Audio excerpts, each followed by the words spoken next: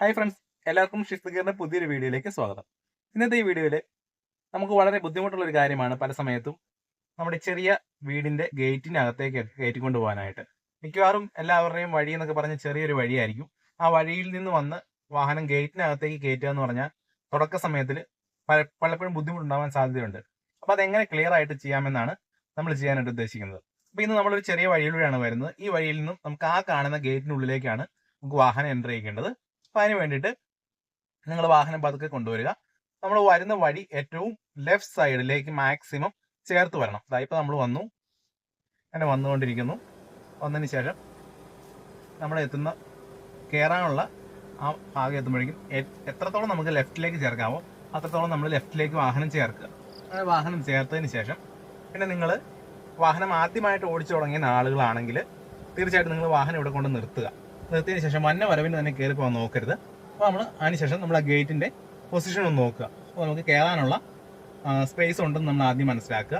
അതിനുശേഷം നിങ്ങൾ ചെയ്യേണ്ട കാര്യം എന്താ വെച്ചാൽ ഫസ്റ്റ് പില്ലറിന്റെ ആ എൻഡിലേക്ക് നമ്മുടെ വാഹനത്തിന്റെ മിറർ എത്തിക്കണം. അപ്പോൾ നമ്മൾ വാഹനം ഇനി ചെയ്യേണ്ട ഒരു കാര്യം എന്ന് പറഞ്ഞാൽ ഇനിയുള്ള കാര്യം പ്രധാനപ്പെട്ട കാര്യമാണ്.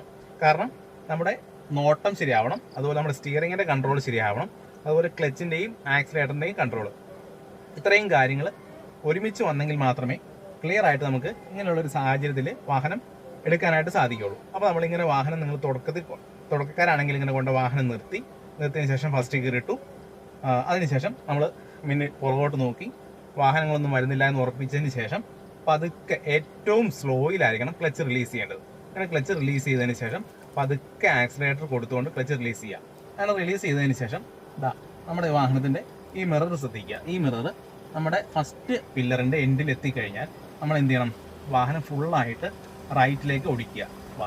ഇങ്ങനെ റൈറ്റിലേക്ക് ഓടിച്ചു, ഇങ്ങനെ കയറി വന്നതിന് ശേഷം അപ്പോൾ ഈ ഒരു ഭാഗം നമ്മൾ ശ്രദ്ധിക്കുമ്പോൾ ഇവിടെ ക്ലിയർ ആയി കഴിഞ്ഞാൽ ഇനി നമ്മൾ ശ്രദ്ധിക്കുന്നത് ലെഫ്റ്റ് സൈഡിലെ ആ പില്ലറാണ്. ഇവിടെ നമ്മൾ വളരെ സ്ലോയിലായിരിക്കണം ചെയ്യേണ്ടത്. ഇതൊരു കയറ്റവും കൂടിയാണ്, അപ്പോൾ അതുകൊണ്ട് നമ്മൾ ഇച്ചിരി ശ്രദ്ധിക്കണം. ഇനി നമ്മൾ ഈ ലെഫ്റ്റ് സൈഡിലെ പില്ലർ ശ്രദ്ധിക്കുക. ഈ ലെഫ്റ്റ് സൈഡിലെ പില്ലർ ശ്രദ്ധിക്കുമ്പോൾ നമ്മുടെ സെൻറ്റർ ഭാഗത്തിന് അപ്പുറത്തേക്ക് ഈ പില്ലർ കടന്നു പോയിട്ടുണ്ടെങ്കിൽ ഒരിക്കലും ഈ പില്ലർ നമ്മുടെ വാഹനത്തിൽ മുട്ടില്ല. അപ്പോൾ നമ്മൾ ശ്രദ്ധിക്കേണ്ടത് സെൻട്രൽ പോയിന്റിൽ നിന്നും അങ്ങോട്ട് മാറിയിട്ടുണ്ടോ എന്നുള്ള കാര്യം നമ്മൾ ശ്രദ്ധിക്കണം. എന്നിട്ട് പതുക്കെ നമ്മൾ ആക്സിലേറ്റർ കൊടുത്തുകൊണ്ട് ഇങ്ങനെ എടുത്തു, ക്ലിയർ ആയിട്ട് വാഹനം ഇങ്ങനെ കയറി അങ്ങനെ നമുക്ക് വേണ്ടി കറക്റ്റായിട്ട് കൊണ്ട് നിർത്താനായിട്ട് സാധിക്കും.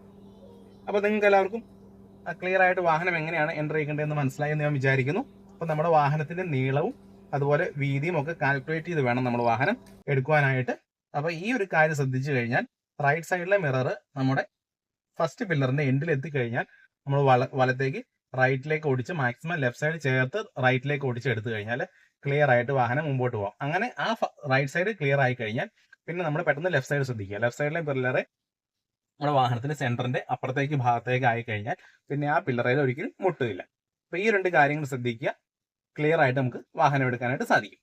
അപ്പോൾ എല്ലാവർക്കും വീഡിയോ ഇഷ്ടമായെന്ന് വിചാരിക്കുന്നു. വീഡിയോ ഇഷ്ടമായിട്ടുണ്ടെങ്കിൽ നമ്മുടെ ചാനൽ സബ്സ്ക്രൈബ് ചെയ്യാൻ മറക്കരുത്. വീണ്ടും അടുത്തൊരു വീഡിയോയിൽ കാണും വരെ എല്ലാവർക്കും ഗുഡ് ബൈ.